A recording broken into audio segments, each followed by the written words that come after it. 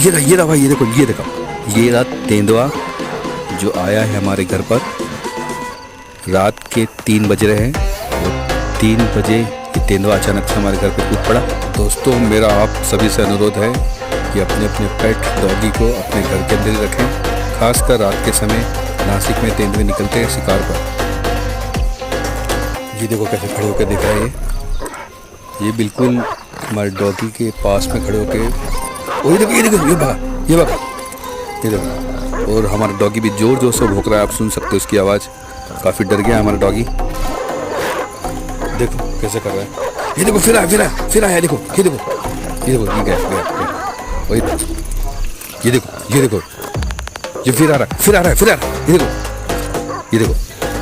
लेकिन हमने अपने डॉगी के अंदर रखा है, इसलिए हमारा डॉगी बच